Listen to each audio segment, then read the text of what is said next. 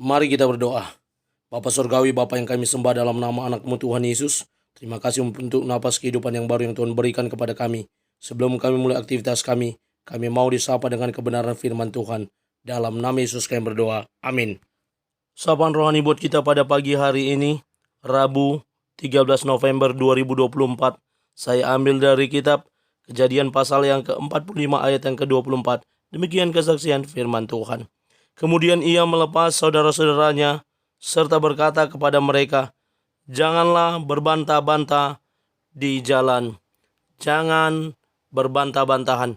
Ibu bapak saudara terkasih dalam nama Tuhan kita Yesus, dalam Kamus Besar Bahasa Indonesia, berbantah-bantah, membantah, dibantah merupakan percekcokan, adu mulut, perdebatan, adu argumen, atau menyangkal pernyataan seseorang.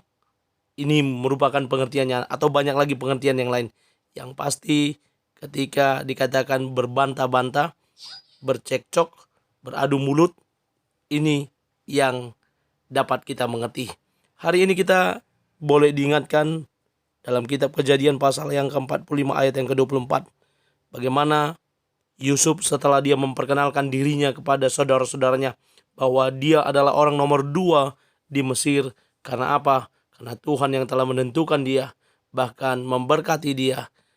Tadinya dia dibuang, dijual oleh saudara-saudaranya.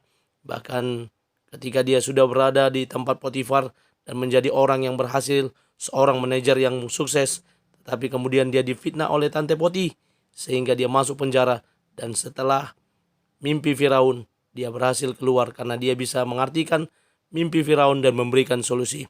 Dan ketika kelaparan terjadi, saudara-saudaranya yang diutus oleh ayah mereka Yakub pergi mencari makanan karena hanya di Mesir yang ada makanan. Dan akhirnya Yusuf memperkenalkan diri kepada mereka dan mereka dilepas. Dan ada pesan yang disampaikan oleh Yusuf, jangan berbantah-bantah di jalan.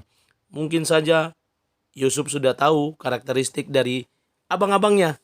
Ini kalau mereka pasti akan saling menyalahkan, pasti akan saling berbantah-bantahan, atau bisa jadi mereka akan marbadai. Dalam terjemahan bahasa Batak dipakai marbadai. Memang terjemahan atau pengertian dari berbantah-bantah pun ini bisa percekcokan yang mengakibatkan perkelahian. Dan dia tahu persis bagaimana karakteristik dari abang-abangnya. Ibu bapak saudara, kita juga sering mungkin dalam rapat ada perdebatan, namun tidak perlulah sampai banting-banting meja, sampai naik ke meja, sampai tuduh-tuduhan, bahkan sampai pukul-pukulan. NN berkata, ada orang yang tidak terima usulan atau pernyataan yang dibantah, ada pula yang mengalah meski sering dibantah. Ini harus kita ingat bahwa tidak semua orang mempunyai pernyataan, pendapat, usul yang sama. Tapi ketika terjadi perbantahan, ya mungkin ada solusi. Saya buat kata-kata demikian, mengalah bukan berarti kalah. Mengalah untuk kebaikan dan kebersamaan semua juga berguna. Mari kita mulai hari ini ibu bapak saudara dengan belajar hidup damai. Kalaupun kita ada berselisih, tetap ada solusi untuk mengakhiri. Bukan malah berbantah-bantah tanpa ada penyelesaian. Kita boleh saling menghargai satu sama lain. Amin, kita bersatu dalam doa.